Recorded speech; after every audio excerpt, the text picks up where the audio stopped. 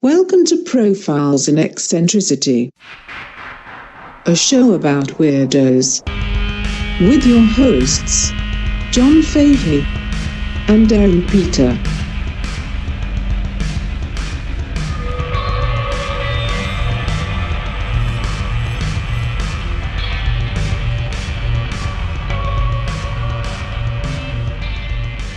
Hello, folks. Welcome to Profiles in Eccentricity. I am John Fahey. I am joined by the very gorgeous Mr. Aaron Peter. Hello, Aaron. Hey, John. It's great to see you again. Folks, we have a especially treaty episode, I would say. It's full of treats. Oh. Yes, it's heavy on the treats. And some tricks. Yes. We have our first guest ever on the program.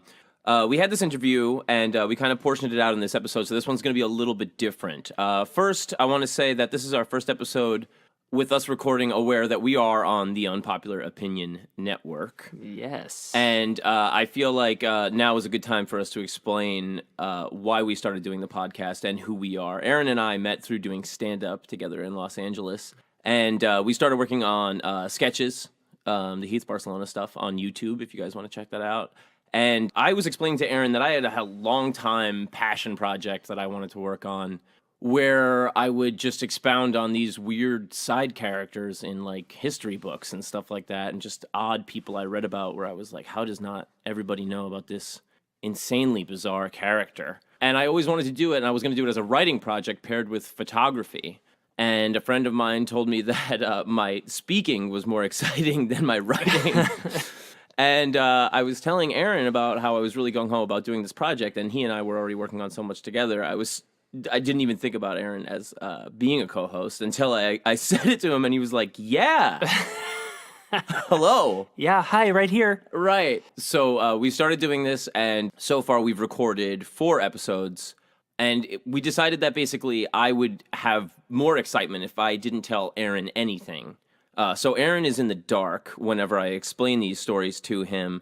Coming up soon, Aaron will be doing his first, where I am in the dark, and he is telling me about a character. But this episode is very special because Aaron and I, well, this started around when we were doing Heath Barcelona stuff. We were talking a lot about porn. And I was talking a lot about old porn, about how old porn is always nice and fun. And, like, everybody's having a good time, and, like, you know, it doesn't feel misogynist. It wasn't totally exploitative and and it was also thought to be, like, you know, revolutionary. Yeah. It was underground. It was illegal. Mm-hmm. So it has, like, kind of like this, you know, swinger hippie vibe to it and stuff like that. And generally, you know, it was kind of like more like normal looking people. You know what I mean? Yeah.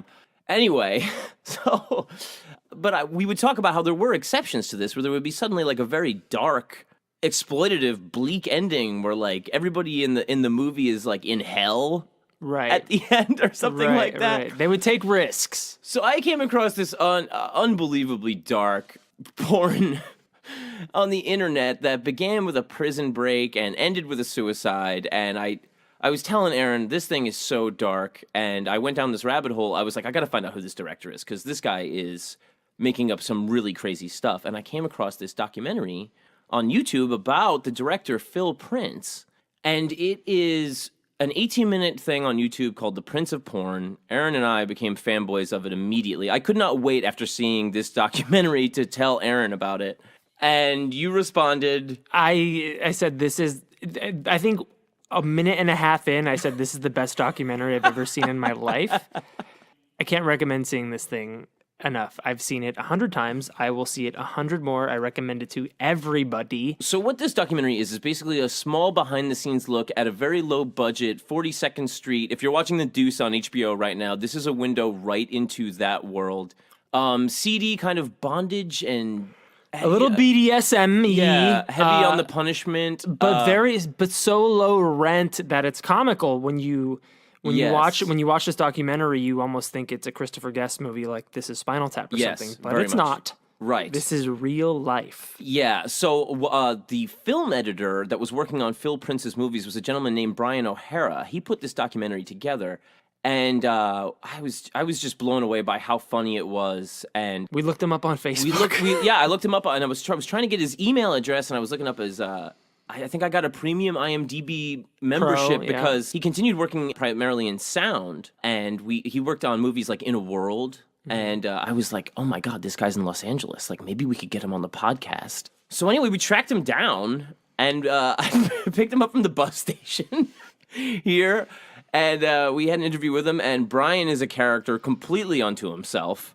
Yeah, as you'll hear. Yeah, the podcast this episode began as really a profile on Phil Prince, but it evolved into something greater. And that's why we're so excited to share this episode with you. Yeah, so Brian in the documentary kind of brings you to the behind-the-scenes familial aspect of the production company, who were all kind of like interwoven employees, relatives, old people that they did sex shows with when that was like the main thing, kind of before porn. Runaways. Yeah. So right here, we're going to play you a little bit of a clip how Brian got the footage together to start being able to make this documentary in the first place. And we're going to play that right now. Yeah, the guy who, after Phil's, maybe like Phil's third film, he picked up a new guy who, from my understanding, he was a more documentary film cameraman. Yeah. So he would I even had outtakes where he's grunting, getting up and shit, and he's going to come closer to get a close-up of somebody sucking somebody's dick and whatever, Right. He says, let me get in here. But he wouldn't shut the camera off. Right. Which, fuck. Right, because film cost a lot of dough in those days, so it was like unheard of. But, I mean, luckily for you, he did let it run because you got all this great stuff that you spliced together. Right. And everybody, I mean, the Prince of Porn documentary, it's on, how many views on Vimeo did it get? Over 100,000? Yeah. Oh, so that's where all the views are. Yes, well, it was on YouTube, and then they had Brian take it down. Well, they took it down. They took it down. Fascists. Right, yeah, right. Fuck them. But now it's back on YouTube, and it's only up to like... It's like 1,700 views, and I thought that was criminal. Yeah. I mean, I'm glad to know that it's at 100,000 on Vimeo, because this thing is... Right. It's gold, Brian. Yes. Thank you so much for making it. It's so funny. It's so funny. I mean, this is how it starts, just for... Tom 50. I'm gonna come. I'm coming.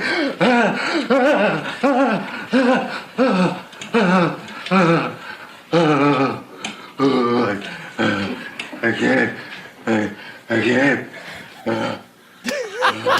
Yeah, that was great to have because it was two takes the guy did of his of his cum shot. He's standing there, faking it, right? Right. And he's such an awesome actor, right? In the cutting room, we used to call him the Goon. I don't. Dave Ruby, that's his porn name. Dave Ruby. You call him the Goon? Yeah. Well, because when you see him, he looks like he sounds. He's a scary looking fucker. He's just scary. But so the documentary opens cold with that, which is so great. You really insert yourself so little into the documentary, and it's just an 18-minute documentary. It's so fucking funny. No pun intended. Insert. Right. But you really only the only thing you do is have the interviews with the behind-the-scenes people, which does add so much to it because you see basically the production company that's behind this, Phil and his crew that are putting these movies out for... With the two women in the office, Right. It's such a ragtag crew. It's a little family business, basically. There's, 7 people total, including the actors. It's like everyone does multiple jobs. Yes. So do you have Honeybee talking about the multiple jobs? I do. Honeybee is a behind-the-scenes person that would do various work for the producer, director, Phil Prince. As far as the films go, I work as an assistant director, production manager, art designer, set designer, and I fill in for makeup when he gets sick and gets on the, rag and doesn't come in one day. Honeybee. And she died 2 years later of an overdose, I heard. Yeah. Jesus. Oh, yeah, you guys are all broken up. Well, now we come to love her. I mean, she looks like Barb from Stranger Things. She does, yeah. This woman died. Well, see, those two, when you talk about this, because it might be confusing, I mean, the interview happened in Phil's office. Yes. He used to have he had an office in the New Bryant Theater. Right. Which was on 42nd Street.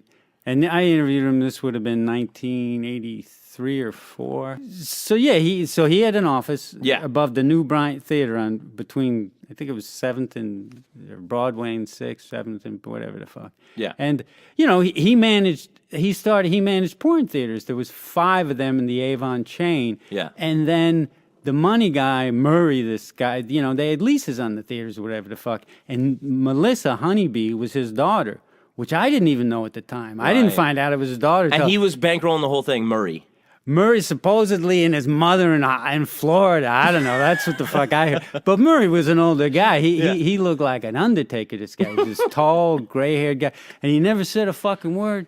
I see him in the office because I used to get paid cash every week. I think I started out at $200 a week. I mean, I was a kid, and I would go. And a friend, who cut a film for Phil, he left, and he recommended me. Phil didn't know who the fuck I'd never had an editing job, even. But he said, "Oh, Bruce says you're okay," and he put me in a goddamn cutting room. I mean, I would cut over in the Film Center building on 9th Avenue.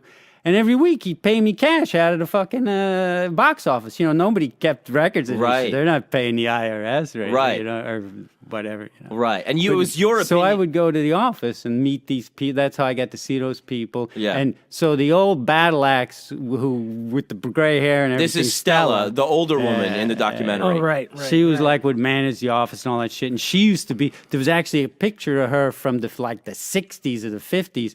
With stars covering her titties. Yeah. She used to be like a burlesque type, Yeah. And then Melissa would help her, but then she'd be on set. I mean, I never was on set, but whatever. Right. She would help Phil run the productions. And then, the actors were the actors. They'd come. But he had these 2 guys in particular, these 2 biker. Well, one was a biker and one would look like low-level mafioso, these 2 fucking guys. And I met them. They were... Oh boy! But they were his talent scouts or whatever, and they'd get so the chicks that really can't talk at all and are that half retarded. Although I know we're not supposed to say retarded anymore, they're half mentally slow. We're talking about this. They used to the bite. Come on. Oh, the blonde cut treatment. You feed her the line. Let me feed her the line. Yeah. You look at me. You keep looking this way, baby. That's right. That's good. Bibi, give this gentleman the carte blanche treatment. Oh, the carte blanche treatment? Anything for you, sweetheart. They must have so much coke in their mouth. Well, no, there was a couple. The ones that really couldn't speak, and you could tell, had been kicked in the head by a mule when they were right. They came from Maine. The biker guy would pick them up, and they would have a hand scrawled tattoo on their ass, like the name John, like John owned her. So don't ask me, I don't fucking know. Right. And but from Maine, for real? Yeah, that's what I heard. That was the whole thing. And then they would mix those in with New York people, like assholes like Ron Jeremy. Sure. Well, you also had Sharon Mitchell was in some of these movies. So kind of big name porn stars of the day. Right. Annie Sprinkle. Okay, I just wanted to pause there. I wanted to set the stage as far as what we're doing here with Brian, talking about his whole setup, setting up this documentary and dealing with everything, but I wanted to get into here. A lot of the stuff played in the following clip is about Phil Prince, the director, who was making these extremely dark porno movies, and as Aaron was to find out during the interview, had quite a troubled criminal past and future. I guessed after watching the documentary for the first time. Yeah, Aaron said... This guy killed somebody, right? So we talk about here how Brian's short documentary was bought by a very famous filmmaker and how that kind of played out. The future of Phil, his criminal past before Brian worked with him on all these bigger porn movies for Phil, and his criminal past after Brian worked with him. And dealing with Ron Jeremy, me and Aaron really kind of fanboy out on the documentary really hard here. And we talk about Phil's mysterious whereabouts to this day. Mm-hmm. And we get really into how bizarre the perversions and the fetishes that Phil was writing into these porno movies. So this is just kind of a longer clip. Revel in the Prince of Porn, everybody. And explicit content warning. Yeah, heads up. There's a lot of crazy shit being talked about. If you're a little squeamish, I'm sorry, but it's very It's very, very, very funny. I'm sorry. Enjoy. And hearing Brian talk about it is so great. So here we get into the real meat of Phil Prince and Brian O'Hara's relationship with him and his documentary, The Prince of Porn. Phil was hilarious. He was I mean, I never met anybody like that. I never even, and back then you got to remember, the only way you got to see porn, some magazines, and you wouldn't go to the theaters like I never did, Right, I'd never seen porn. And video had just started or whatever the fuck, but I'd hardly even seen porn. And then once I got this job, I'd never met a character like this before, and it was pretty funny and everything. And Phil was a happy-go-lucky. He was a real fast talker and everything. And he was doing uppers all the fucking time. It's so evident in this video. Yeah, he was popping. He's sweaty. Pills, But here's what's so funny is when you interview Phil and he's talking about the stars, he's talking shit about them doing drugs. Oh, sure. Yeah. Most of them use drugs. Oh, yeah? Most of them party. They have no morality. Dance with each other. Sleep with anything. Fuck a dog. Fuck a He's talking shit about his own cast. That's Stella in the background. No. She doesn't want After he says they have no morality, they'd fuck a dog. Yeah. And she goes, no. As she pops open a beer. She's cracking a beer. No. She doesn't want any of that. But, so you told me that before you interviewed Phil, he got like some bad phone call and he was in a bad mood. Yeah. I mean, the interview didn't go well at all, and it went real quick and everything. And I shouldn't have been the one interviewing him because I knew him and shit. And the job at this point had ended, and I wasn't cutting for it. They weren't shooting anything, and I wanted to capture the, because I knew I didn't know what I'd ever do with, but I knew this is just too fucking crazy. Yeah, it's a scene. And I'd saved these outtakes over. I'd worked for him for about a year. Yeah. And I'd saved those choice outtakes, and I said, shit, I got to preserve this somehow. It's, right. So it gets to the Smithsonian someday. It's gonna. Yeah. And if I have any they got the what's his dick? Oh, okay. Okay. So I haven't. We don't have to bring that up now. No, we can say it. This documentary that Brian O'Hara put together is the negative is owned by who, Brian? Nicholas Winding Refn. Wow. The director of Drive and Valhalla. Neon Demon. And even don't say Neon. My favorite is Drive. It's the one in Bangkok. I can't remember the name anymore. Only God Forgives. Oh, I love that. Yeah. It's beautiful. And I love that movie. Yeah. And he got in touch with you? Nicholas Winding Refn got in touch with you? Yeah. Well, this was like, shit, at this point, it's like 3 years ago. He called me up from Copenhagen but we had he knows a guy, that Jimmy McDonough, I think I told you about, who used to... Distributor. No, Jimmy McDonough used to work with that guy, with the Sleazoid Express, the guy... yes, Bill... Landis. Yeah. So, but Jimmy has, through Refn, and Jimmy's a writer, writes nonfiction books, and they have a relationship, they're not fags or anything, I'm not saying that. I'm not supposed to say fags. So, I mean homosexuals. I said that because I didn't... My diagnosis, sir, is you're a fucking faggot. There you go. Now that's Phil. That's Phil. Phil made me say that. That's Phil in Dr. Bizarro. Yeah. The trailer. Dr. Bizarro. That's me narrating. Only the most depraved individuals sought his help. That's you? Only the most depraved individuals. No shit. So, sure, they weren't going to pay for it. Can you play the full clip of what he says about my diagnosis? Did you have the full clip? Okay. I don't have it. It is bizarre. Like, here's part of the thing that's so interesting about the documentary is that Phil is acting like it's just a business and he's not a pervert at all. But then he's writing this completely insane shit. I mean, he's writing pretty far out there stuff. Oh, sure. You know what I mean? But he's acting like, I don't care. I got kids. And you know what I mean? So that's one of the things I like about the documentary. And he was a sex performer himself. Right. Which I didn't even know when I knew him. I found out later when he did Phil used to be a live sex performer with his wife in Times Square, right? That was where it was all going down. Yeah. So I think, is that where he first got the title, The Prince of Porn? Shit, I don't know. Supposedly, because see, the way I found out about this, he did an interview, and that's why I interviewed him, because he did this interview for this magazine called Porn Stars Magazine. That's what it was called. Right. And, some rag they put out then, and he...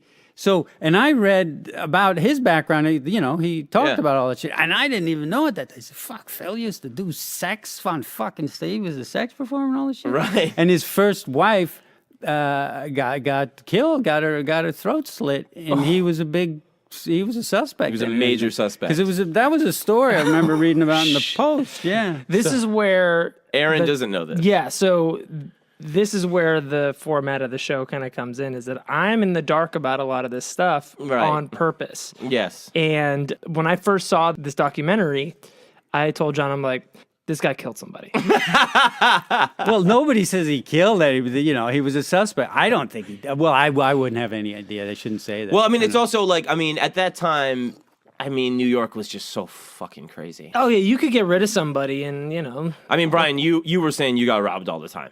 Well, not all the time, but New York is like back then. Yeah, it was a dangerous place compared to what it is now. Yeah, right. But especially that part of town. Sure. I wouldn't hang out on 42nd Street at night back then. Yeah. I'd walk from the cutting room to get paid in the daytime. 42nd Street in the daytime wasn't a problem. You'd see shit on 42nd Street. Yeah. And there were little sections. There was like. They had this section by a subway stop, I remember on the 8th and 42nd, they called it the Chicken Hawks, where you'd see these young boys, who were looking for an old guy, they'd suck their dicks and everything. Right. For $20, whatever it was. Right. They had a section of that, and you had the Port Authority across the... Right. And the Port Authority used to be a fucking shithole, man. Right. And that is, Yeah, Bill Landis that did the Sleazoid Express, which was kind of documenting like the 42nd Street scene, he was saying part of...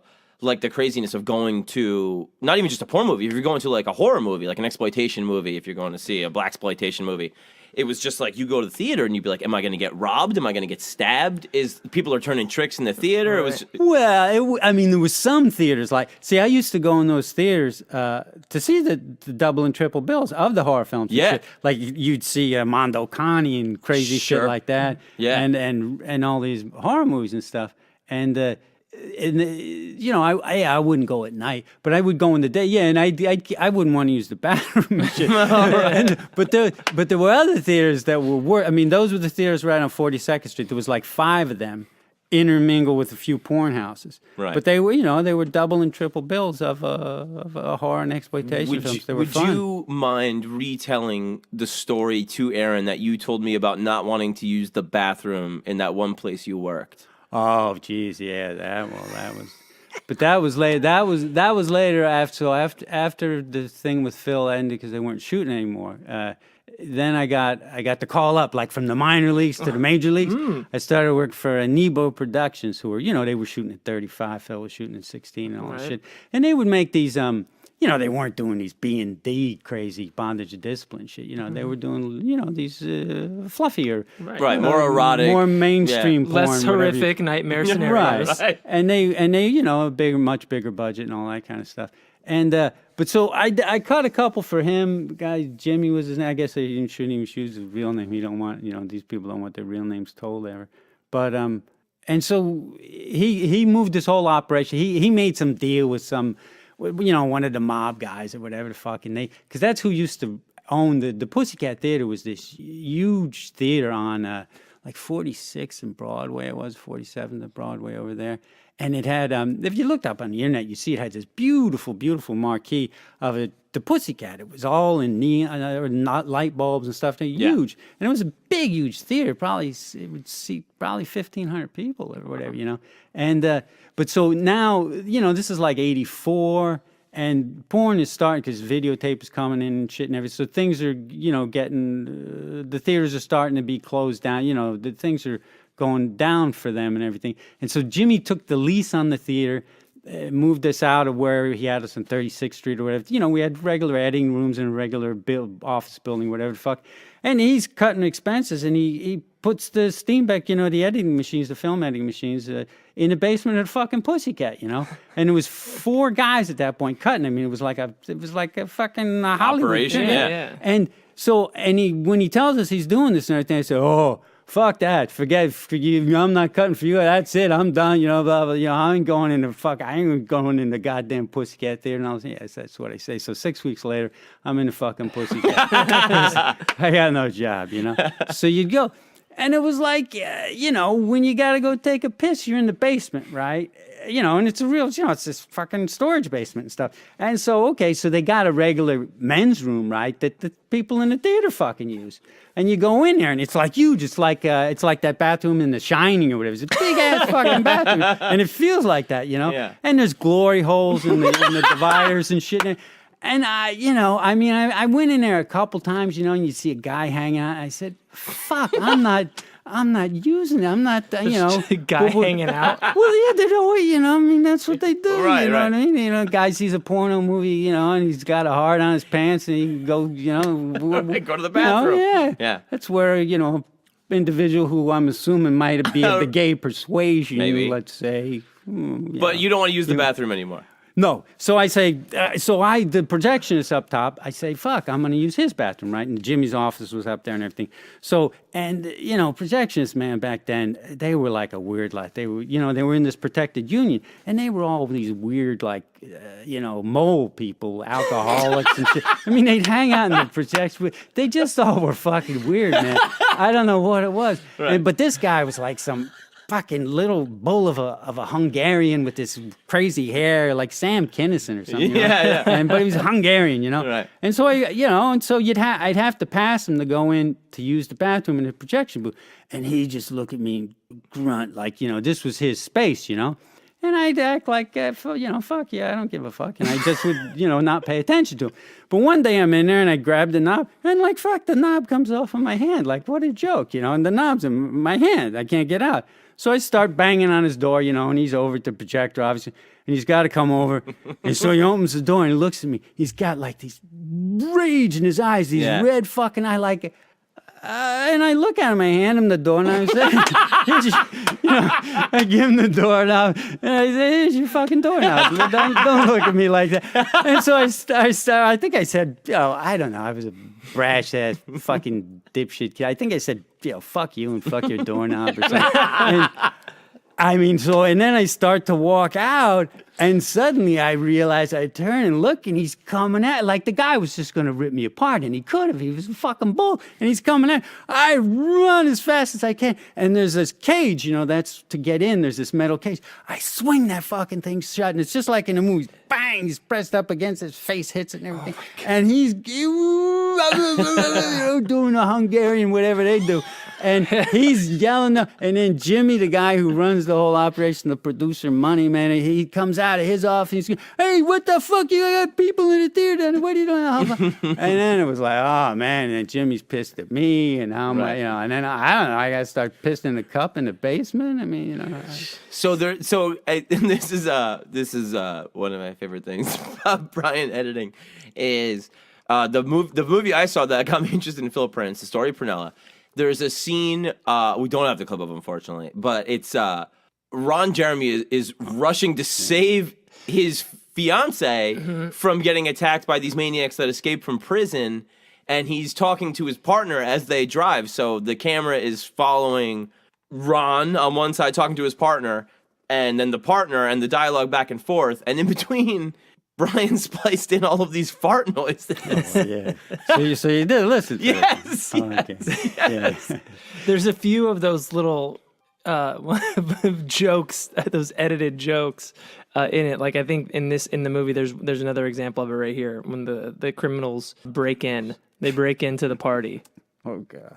Hey, shut up, bitch! Take off your clothes. We're gonna have a fucking party. Fuck you.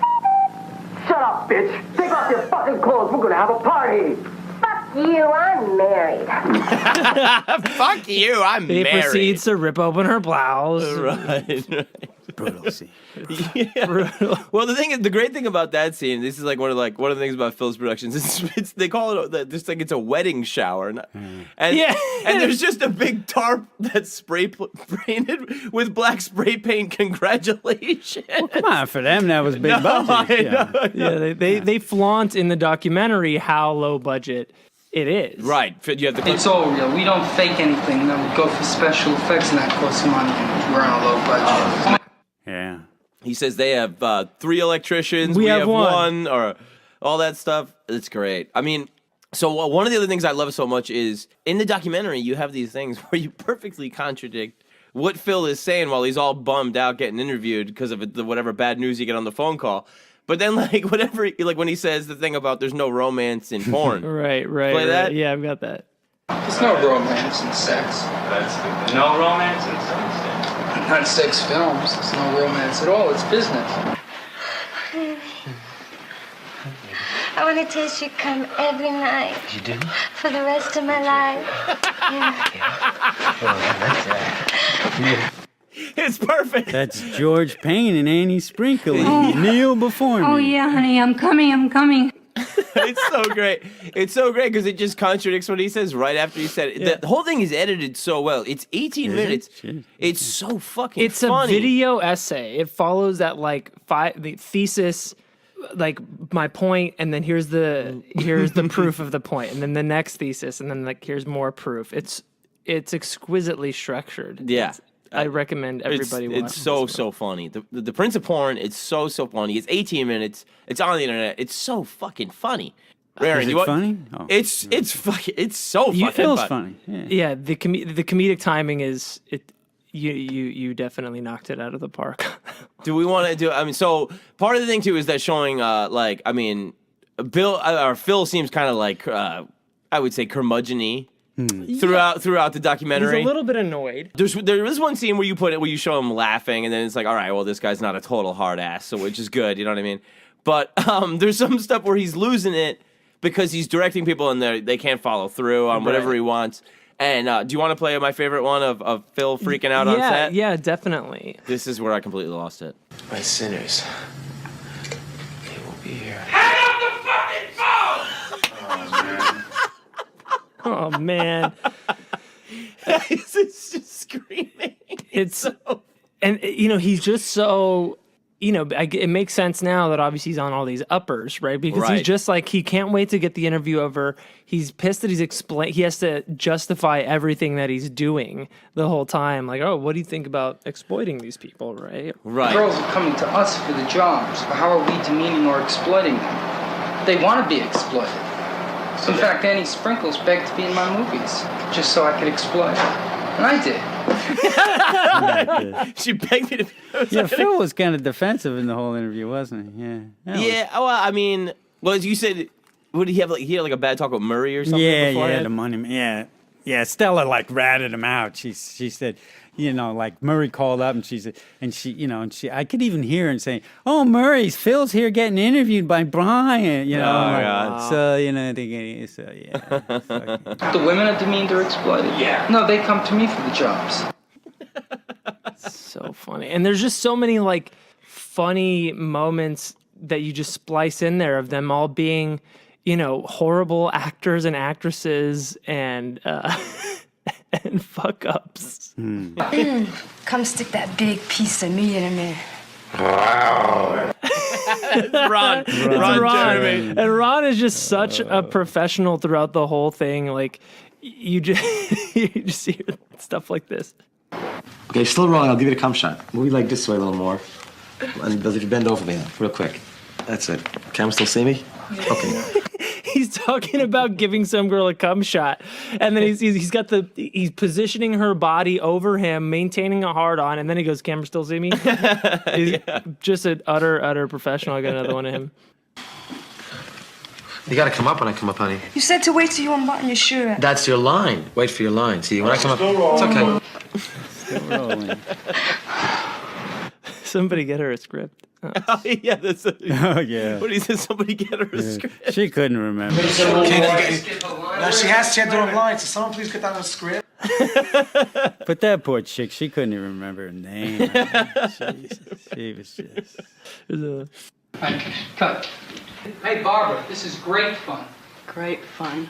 Okay. Action. Hey, Barbara, this is great fun. I think we ought to do it again next week. Sure. Sure. That's the great thing too, is that everybody sounds super New York in all of these movies. Yeah. Most of those girls were. But a couple of the Maine girls. A couple of the girls harvested from Maine. Yeah, harvested. Yes. Oh. Oh, shit. Mom, Dad. Let's do this.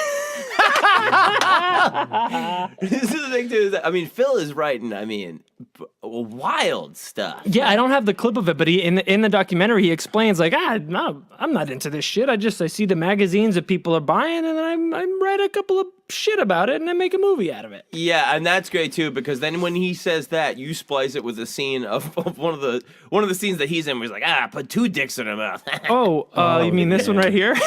Guys, she's ready. Just stick your cock in her mouth. Both of them. I want to see 2 cocks in her mouth. Oh, you understand why I think this guy definitely killed somebody. Oh, I can't remember. I remember all this shit, but in that scene, they fucked that girl with a banana. What? Oh yeah, I swear to God, it was just. They peel it and it breaks and everything. Well, no, the great thing is before you show that, it's Phil going, "No, I've got kids. I'm not into this shit." He's acting like he's so above it all. And then there's a clip of him in his own porno. Right. And I mean, that scene in Dr. Bizarro, where he's the doctor, it's so crazy because it's like he's the mind and he's saying, my diagnosis is you're a faggot. But one day you'll come out of that closet and be a full woman. Yes. Something like where you're just shit. like, where you're like, this guy is on one. And a lot of his movies were like S&M based, right? Yeah, well, I think they all were. Oh yeah, like The Taming of Rebecca is the most famous, right, of with Phil, Sharon Mitchell, Phil Prince's. And then there is this one right here. I'm taking you back in time before you were born, when you were an actual Marquise. Matter of fact, you were that Marquise de Sade. I am the Marquis de Sade. Say, I want pain. Don't hurt me. I'll do anything. Anything. George Payne, his most demanding role is the notorious Marquis de Sade. They say Marquise 3 times. yeah. It's so great. So great. That, like, I mean, and George was a constant, right? George Payne. And there's a great, I mean, with a super cut. There's a great montage of every time somebody yells cut, George Payne pulling back from whoever he's having sex with and throwing his hands up in the air like he's been caught. Yeah. He's been caught doing something. He looks so coked out and totally insane. Yeah. I mean, are you going to play something? Oh, I guess I am. Let's set it up. Can you get an angle over here? Give me an angle. Give me a better angle. Get that ladder up there. Keep your heart on. I'm talking to George Payne. Keep your heart on. And this is don't forget, this is before the days of Viagra. So these guys actually had to keep a heart. That asshole Jeremy always had a fucking heart on. I'll never understand. I mean, the guy, he must have been walking around 24/7 with a heart on. There was no time the guy wasn't hard. Well, that's I swear to Christ. What's so great? And again, in the documentary, you got Phil saying that Ron Jeremy's always ready to go. Always come on her mole. Always come on her right. mole. I remember that. Yeah. George, I need a cum shot. Can you handle it? All right, cut. And we all wait till George jacks himself off. Get ready. All right, roll it. So he talks about how ready for porn Ron Jeremy is, and then he kind of lets you know that George is not as good in the clip. You know, like it's great. So I want to get real quick here too. I mean, so after this, he does. I mean, the movies. What movie did you stop working on? The last movies he did, I don't. Was it Prunella?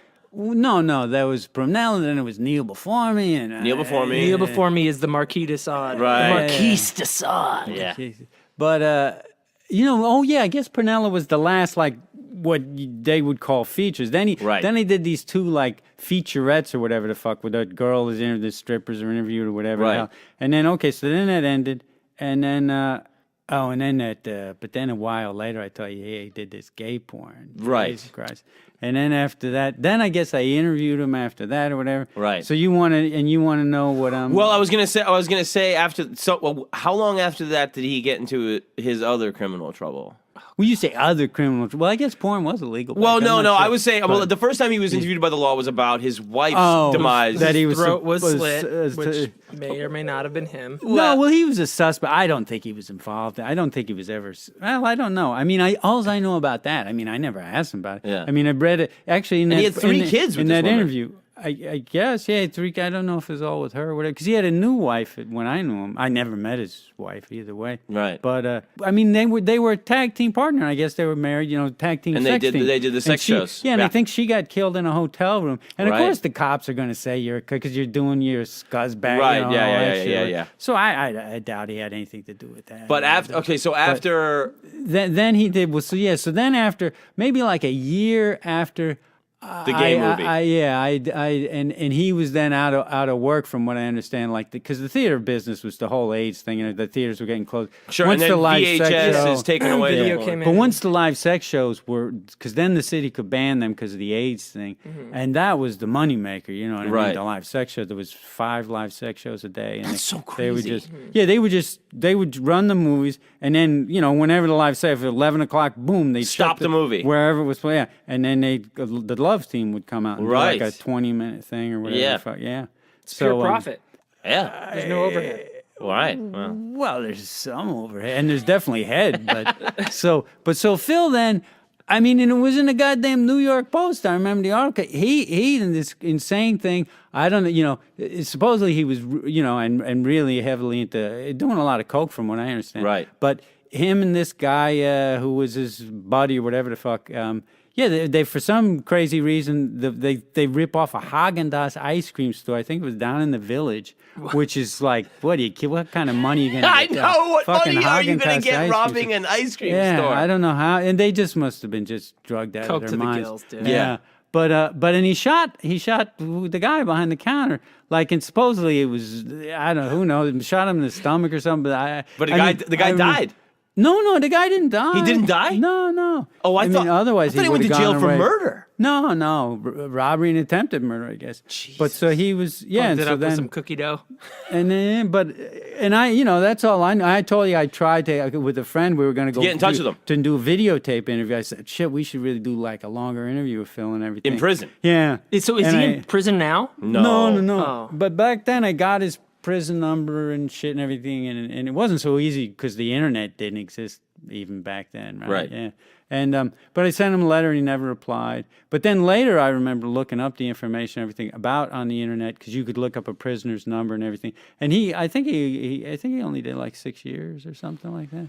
Yeah. But So Phil Prince, the Prince of Porn, goes from a live sex act performer to becoming a producer, star of pretty big. I mean, they got big stars in them. Porn movies of the day. Jeremy, Candy Sprinkles, and Annie Sprinkles. Annie Sprinkles. Sorry. yeah, let's get the name right. Yeah, come on. I mean, have some dignity. She's a performance artist now, Annie Sprinkle. Yeah, Sharon Mitchell. Sharon Mitchell was the big one with Taming Rebecca, of course. And then Payne. but he's doing the S&M. So these are all kind of like S&M. And then he's a suspect in his wife's murder. Before that, though. Oh, before getting... He's a suspect before that. Okay. When he was a live sex performer. Yeah. Okay. And then he makes his foray into the motion picture industry. Right. Well, he was a theater manager, and then Yes. they bumped him up. Murray bumped him up to make the movies. So it seems like that whole scene was like, if you were like in the live sex thing, then you can get into the film thing. It seems like it was all kind of like fluid and like, you could like kind of move. Lots of fluids. It's like being a doorman at the Comedy Store. Like you start there, you get fucked enough, and then they...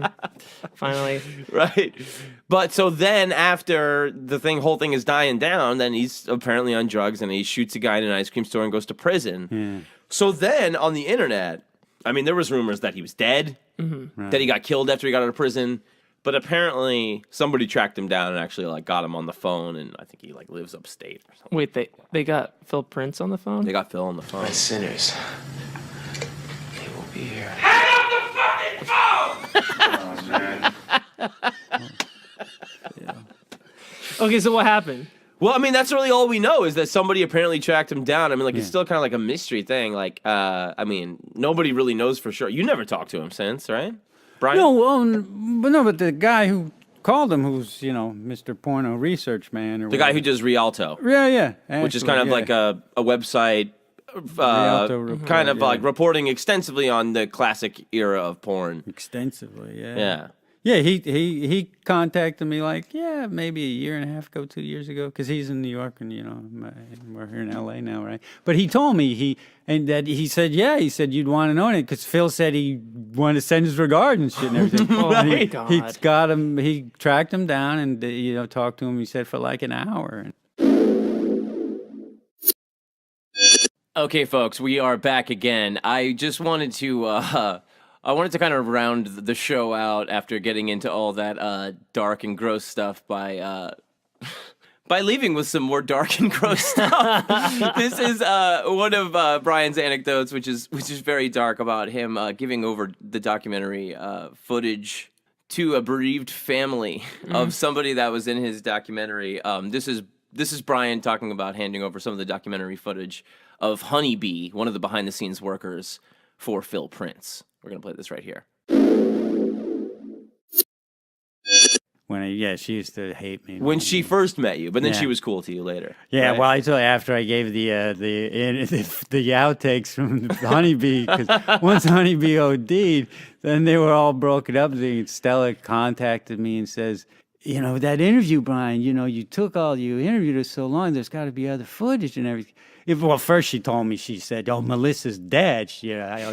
I said, okay, I'm sorry, but no, it's not my fucking problem. I really don't give a shit, but I can't say that. Yeah.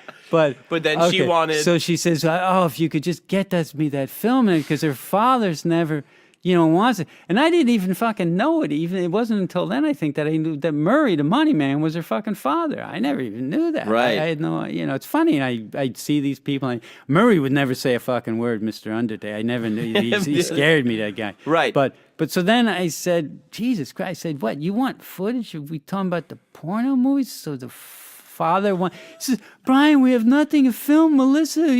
They make them so happy. We'll have the memory. I guess they didn't take fucking home movies when she was growing. So now it's like this is So this is. So I got her the footage. This is the footage. I made a video. This is the footage that her bereaved family wants to get after she's deceased. Do you enjoy drinking urine? Yes. Oh, that's great. Hope you enjoyed that. Get ready. There's more. There's plenty more. We have another one of Brian's great anecdotes, of which there seemed to be just an endless amount, of a particular guy who had a specialty in the porno industry. This is Brian talking about watching this guy, a man he dubbed the asshole specialist.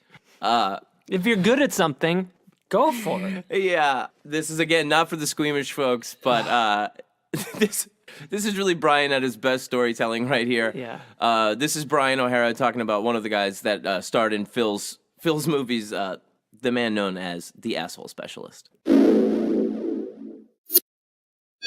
Oh God! Oh, you did tell me the story about editing the gay porn, and in you're talking about Black Hawk Bill, the guy who could take anything in his ass. Oh God, yeah. Oh fuck, that was so sick. Yeah. And he's in Oriental Techniques and Pain and Pleasure. Ah, the classic. But then he was also in the gay thing at the end. Yeah. Right. But this guy, Black Hawk Bill, yeah. And I mean, I never met him in person. Oh, is he the guy that's like strapped up to the cross with like clothespins on his hog? That guy we called Spike. His name was Adrian or something. He was into SNL. Yeah. But I remember there was a shot of him when he's getting hit with the riding crop and everything. Yeah, right. The girl just, because these weren't like trained fucking, because Sure. you're supposed to have a fucking mistress or whatever the fuck. Yeah. But one of them smacked him on his dick, and the cameraman zoomed in, and it was a fucking bruise on it. It was swollen. Oh God. But he was just some whacked out kid or whatever. So this other guy, Bill, he Black Hawk Bill. Oh God, this guy. because in the gay thing, I keep on hitting the mic, shit. But we called him in the cutting because a friend of mine sometimes would cut also this guy Chester. Sometimes we would cut 2 at a time when Phil had 2 pictures. We did that for a couple months. But we called him the asshole specialist. That's because you got to refer to these people somehow, or, whatever. Right. And so I'll just tell you quick in the gay thing or whatever, this fucking Johnny Boy Blue thing, and it was supposedly like the story of Nambla or some crazy shit. And I think that the guy Bill Landis supposedly wrote the script for right, that. Right, from Season Express. Yeah. So this guy would bring his little fucking kabuki trapeze Japanese weird thing that he could climb into and get into, like maybe you've seen in these movies, these sex harnesses. I don't know what the fuck. Sure. I had never seen anything like this. But he gets in it and everything, and he splays his asshole out there for the world to see. And then this, the kid in the movie, Johnny Boy or whatever, he's got to fist fuck him. And oh my God, Chris goes up and he does, but he goes all the way like there's no end. This to guy the elbow. the guy could take anything. And then once he's in, the cameraman zooms in and he ripples his fingers, and you can see on the outside, like somewhere, in his abdomen. Like you alien. can see his fingers, and it's like, holy shit. And so this guy, but see, the thing in Oriental techniques and pain and pleasure, starring Annie Sprinkle. Yeah, which I think is my personal favorite of the Nice. film.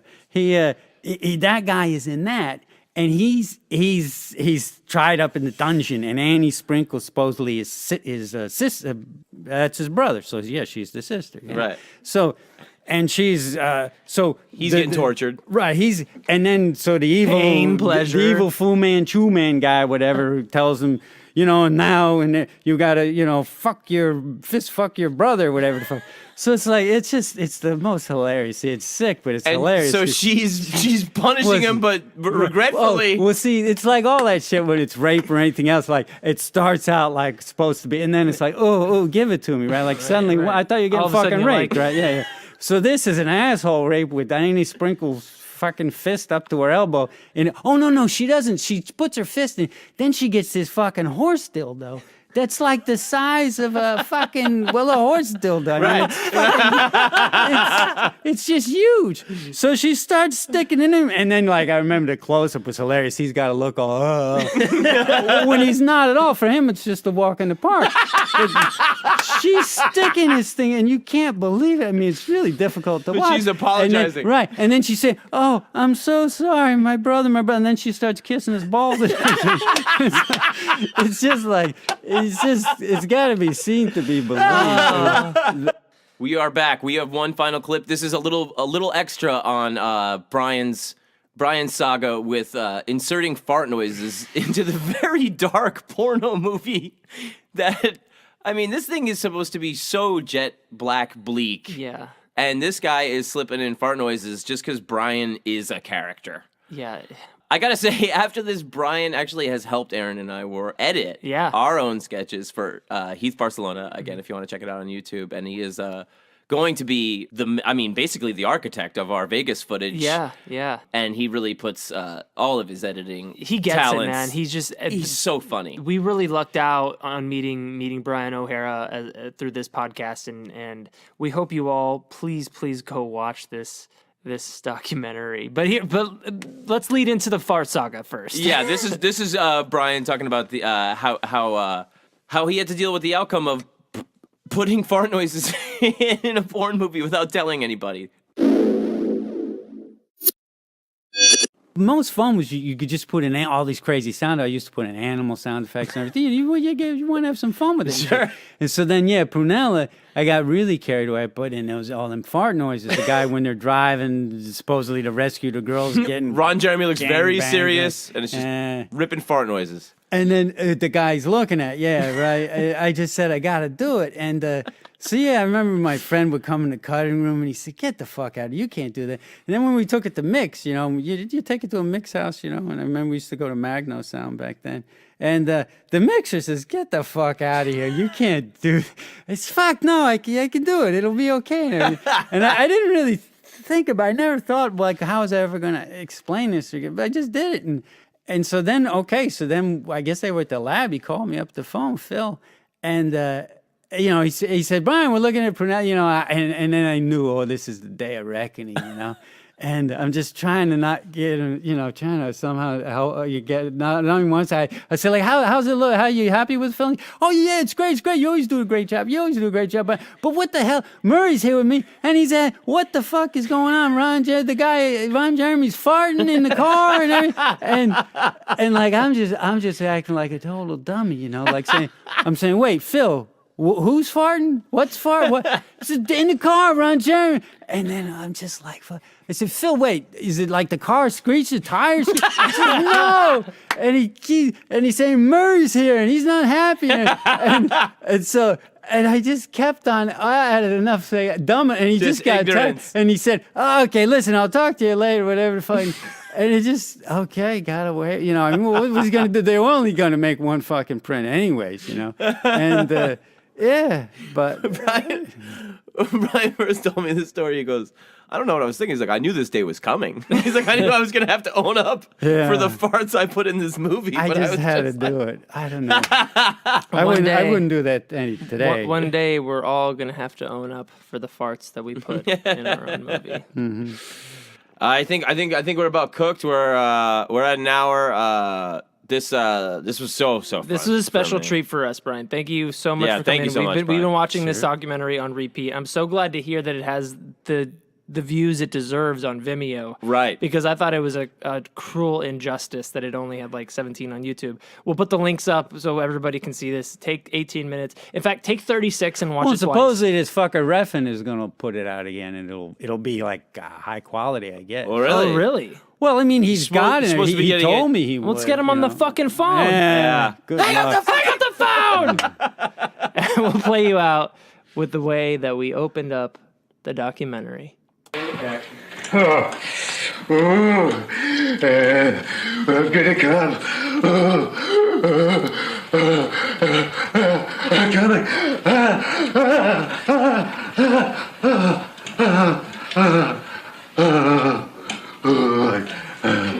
I can't too. Jeez, that was awesome. Okay, folks, we are wrapping it up. I just want to say again, thanks so much to Brian O'Hara for being on our ridiculous little program. He cracked me up so much. Please check out Brian's work. Please watch the documentary. Brian is a fantastic sound editor, extremely talented. If you need somebody to edit sound or video, he's ready, willing, and able. He's got a great sense of comedic timing, what is funny, and he's also technically more than proficient. Absolutely. So you can look up Brian O'Hara on IMDb, yes, Facebook, etc., etc. Or you can reach out to us, and we'll be happy to put you in touch with him. Absolutely. And we do have to thank, as always, The Rock. Matt Brousseau has been making this podcast sound incredible and bending over backwards to really help us out. We love you, Matt. We love you, buddy. And I have to thank Aaron for being the best co-host in the world. I have to thank Rick Wood for making this fantastic theme music. I couldn't love it more. I couldn't love Joe Latchett was really the one that pushed me to do this, like I said, as a podcast and not as a written project. Yeah, you suck at writing. Yeah, this would be really shitty if not for Joe. And Joe made beautiful artwork for the podcast. Everybody that's listening and commenting and writing reviews, you guys are helping so much. Please do that. Please subscribe and review on iTunes. It helps us with their algorithms and showing it to more people who may be interested in stuff like this. And if you've got suggestions for profiles, of which we have gotten a couple already. Oh, great! Keep sending them in. We love that. Yeah. This episode, like I said, we are now aware that we are on the Unpopular Opinion Network. We have to thank them so much, and all the listeners, and Adam, and Chet, and everybody, Jeff May. Thank you, Ange. We're so happy that we have just instantly a ton of listeners. Yeah, it's incredible, mind blowing. We have so much more coming on the way. The next episode that we'll be releasing may be the Ruggero Deodato episode, which draws on some of the things that tie into this episode with Brian O'Hara. It's more from the horror film world, but they do cross over in the same time span and some of the same talent as the porn world of this time. But yeah, we're going to be talking about some sleazy film, and we're going to be talking about Aaron's first profile. Which I'm very, very excited to hear about. And anyway, we got a lot more coming. We're very grateful. I love you. My name is John Fahey. Thank you for listening to Profiles in Eccentricity. I'm Aaron Pita, and I love you more. Thank you. Good night.